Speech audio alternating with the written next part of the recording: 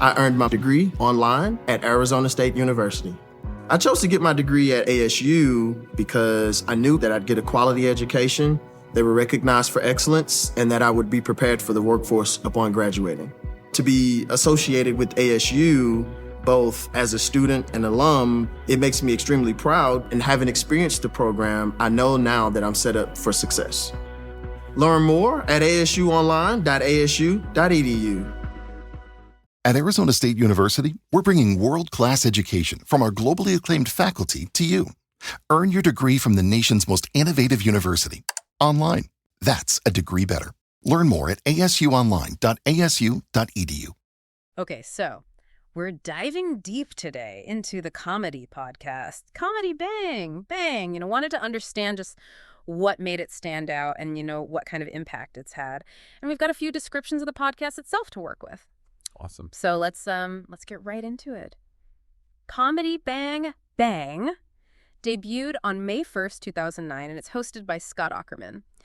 The core concept seems to be this really interesting mix of, celebrity interviews, but then they throw in these improvised character performances. Right. And it's that blend of, the real and then the totally made up that I think sounds really cool right off the bat. Yeah, absolutely. It's that tension that's so interesting. You've got this sort of standard interview format that gives you something familiar to latch onto. Right. And then all of a sudden just gets completely flipped on its head with this injection of the absurd, and it kind of just throws everything off in this really fun way. Totally. And, speaking of that, our sources really point to this absurd and surreal humor as the main thing driving the show. Yeah. And it's fueled by these recurring characters and running gags. So for you listening, it's important to picture a show that wasn't just, going for those one-off laughs. It was really building this kind of bizarre comedic universe over time. Absolutely. Yeah. Using these recurring bits and characters. Exactly. And it's almost building this kind of inside joke with the audience. Totally.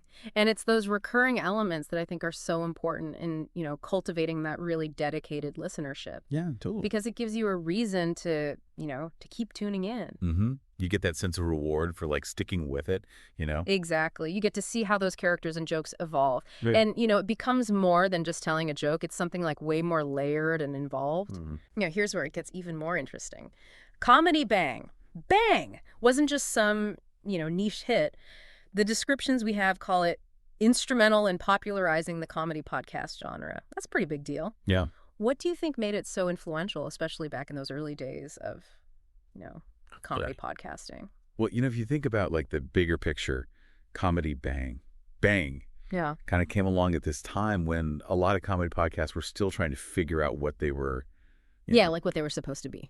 Exactly. And by really playing around with the format, this whole interview improv thing, it gave people this really compelling alternative to the more traditional approaches, just recording stand-up.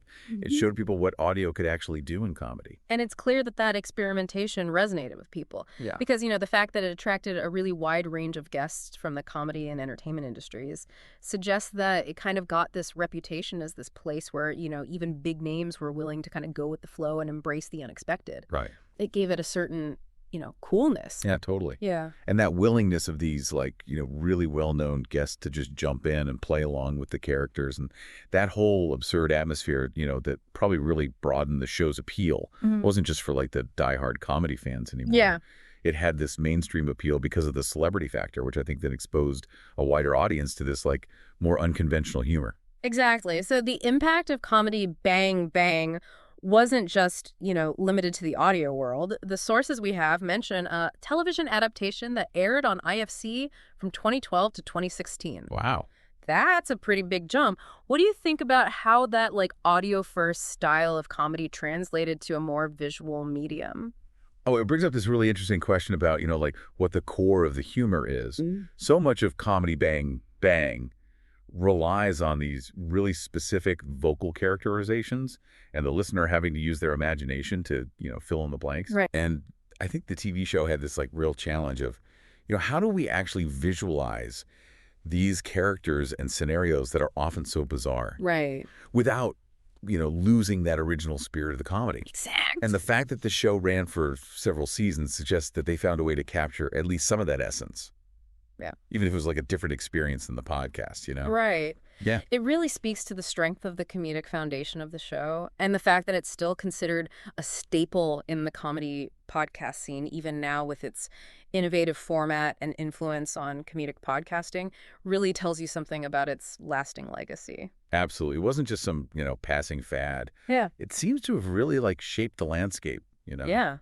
inspiring other comedy podcasts to try these like Yeah. more character-driven and experimental formats. So, for you listening, this deep dive into Comedy Bang Bang really shows how a really creative and kind of unconventional format, this blend of structured interviews and then completely spontaneous improv, can not only find this like really dedicated audience, but also have a huge impact on an entire genre of audio entertainment. Right. It shows how powerful it can be to think outside the box in audio. What's really fascinating to me is how powerful it can be to like combine things that seem like they don't go together at all. Like the interview structure provides this familiar anchor, but then the unpredictable improv just injects this like surprise and absurdity. Mm-hmm. And it's this unexpected combination that seems to have been like the key to its success. Totally. And it makes you think, considering this blend of the planned and the completely off the cuff and comedy bang bang, what other seemingly contrasting ideas or formats could be brought together to create something totally new and surprisingly,